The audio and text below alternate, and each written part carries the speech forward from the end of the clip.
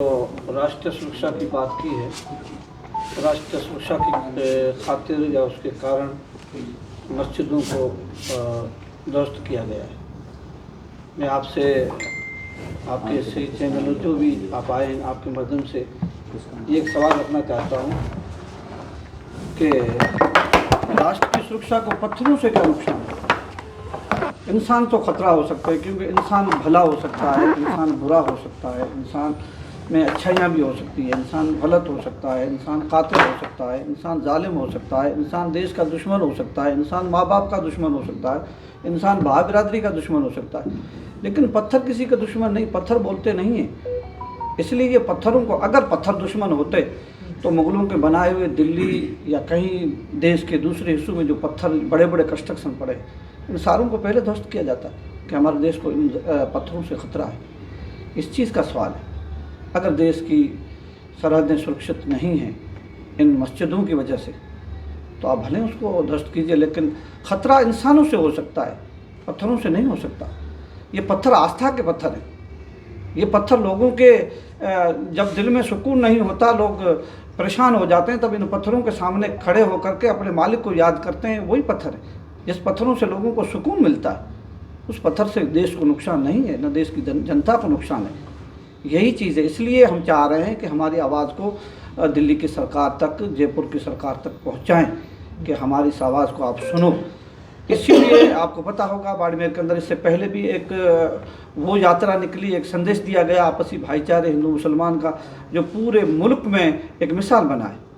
इसी को अगली कड़ी पर हमने, जैसा कि पहले वो कार्यक्रम जिले लेवल पे किया है, अब चाहते हैं कि जो लोग थार के दूर दराज गाँव में जो बैठे हैं, जहाँ पे ये कार्रवाइयाँ की गई हैं, उन लोगों के अंदर जो भय है, उन लोगों के अंदर जो डर बैठा हुआ है कि क्या मालूम किसी टाइम कुछ भी हो सकता है, इसलिए उन लोगों के पास जा कर के हम चाह रहे हैं कि यहाँ के थार के हिंदू मुसलमान, आसपास के प्रदेश के, देश के बड़े बड़े बुद्धिजीवी लोग, बड़े बड़े जो सियासत में हिस्सा लेते हैं, समाज में हिस्सा लेते हैं, वो जा कर के इसी यात्रा के माध्यम से गांव-गांव जा कर के ये संदेश दें कि आपको डरने की ज़रूरत नहीं है।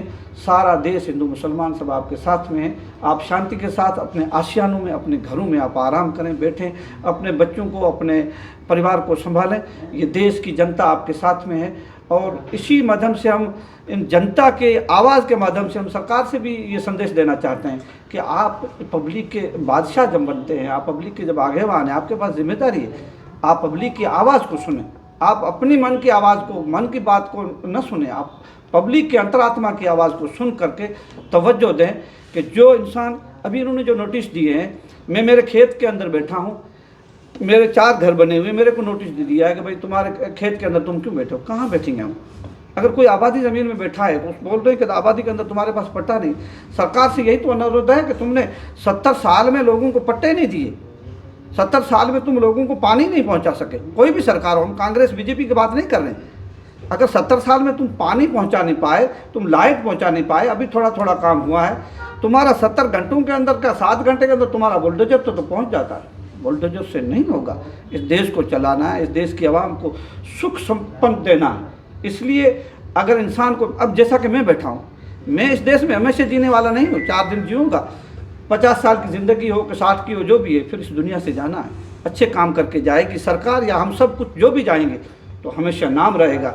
जिसने गलत किया है उसका नाम ख़त्म हुआ है और हो भी जाएगा। मैं ये इसी माध्यम से आपसे यही दरख्वास्त करना चाहता हूँ कि हमने ये हमारी पूरी आयोजन कमेटी है, हम इस यात्रा को देरासर गांव से इसका प्रारंभ करेंगे 2 तारीख को तकरीबन 12 बजे। फिर वहाँ से रामसर में एक अच्छा बड़ा मंदिर है शिव जी का, वहाँ पे जाके दर्शन करेंगे। वहाँ से फिर सियाई में जिस मस्जिद को गिराया गया उस मस्जिद का दर्शन करेंगे। फिर वहाँ से हम गागरिया, ये यात्रा जाएगी, गागरिया में लोगों से मिलेंगे। फिर जाएंगे, एक बड़ी इस इलाके की दरगाह है सहलाऊ में, भारतमाला के ऊपर, वहाँ जाएंगे, दरगाह का दर्शन होगा। फिर आगे इटादा, बीजराड़ से इटादा से धनाऊ से फिर जाएंगे सेडवा में इस जो यात्रा इसका समापन होगा। और समापन पे वहाँ दुआ होगी। दुआ इस चीज़ की होगी कि ये दुआ इसलिए करते हैं कि हमारे देश की जिनके हाथ में कमान है उनको मालिक सद्बुद्धि दे, वो अवाम के सुख के लिए भी सोचें। और इसी दुआ के माध्यम से उनको बताना भी चाहेंगे कि अगर आप सही काम नहीं करोगे तो ये आवाम जो है ये अपना फ़ैसला अपने आप लेगी। हम वो फ़ैसला लेंगे, जनता वो फ़ैसला लेगी जो संविधान जिसकी इजाज़त देता है। हम संविधान के दायरे में रह करके जिएंगे, चलेंगे और चाहते हैं कि संविधान के दायरे में इस दुनिया से चले जाएं। यही संदेश आपके माध्यम से देना चाहते थे। मैं तमाम ज़िलेवासियों से, देशवासियों से, हमारे इलाके के जो भी आसपास हैं उनसे गुजारिश है कि आप इस 2 तारीख वाली यात्रा में शरीक हूँ। मैंने अभी हमारे यहाँ के बहुत बड़ी शख्सियत है हनुमान जी बेनीवाल साहब को मैंने दरख्वास्त की थी और बहुत सारी पार्टियों के लोगों से मैंने कहा है कि आप इसमें तशरीफ़ लाएं। तो हमें खुशी है कि हनुमान जी बेनीवाल साहब ने इस हमारी यात्रा में जो हमने सर्वधर्म शांति का संदेश देने की यात्रा जिसका नाम रखा है उसमें इंशाअल्लाह हनुमान जी भी आएंगे और इस यात्रा को आगे बढ़ा करके देश तक आवाज़ पहुंचाएंगे। यही हमारे तो हनुमान बेनीवाल के अलावा कौन कौन से नेता हैं जिनको आपने आमंत्रित किया है? संदेश के बहुत सारे इलाकाई जो नेता हैं उन सबको हमने कहा है फ़ोन के ज़रिए कि भैया आप इसमें स्थानीय बीजेपी और कांग्रेस के नेता को भी आपने आमंत्रित किया है? हमने फ़ोन के ज़रिए उन लोगों को बोला है कि आप इसमें तशरीफ़ लाएं। जो इस यात्रा से जिसके दिल में खुशी होती है उन सारे लोगों तक हमने बात पहुंचाई कि आप इसमें शरीक हों। नहीं तो फिर आपके इसी माध्यम से जो आप एक बड़ा माध्यम बनते हैं लोगों को सच्चाई बताने के लिए, आपके माध्यम से अब तमाम पार्टियों के लोगों से गुजारिश करना चाहते हैं। हनुमान बेनीवाल ने तो सोशल मीडिया पर अपने आने की जानकारी दे दी, इसके अलावा कौन कौन से नेता हम ये जानना चाहते हैं? अभी यहाँ पे तो हमने जिससे कहा है राजस्थान मदरसा बोर्ड के पूर्व चेयरमैन थे हिदायत खान धोलिया साहब जयपुर में, उनसे भी कह कर आए हैं। MIM के जो वहाँ के ज़िम्मेदार हैं उनको भी बोल के आए हैं और अच्छे खासे गया था मैं वहाँ पे। हमारे यूनुस खान पूर्व मंत्री रहे थे, उनके वहाँ वो मिले नहीं, उन तक संदेश में दे के आया हूँ।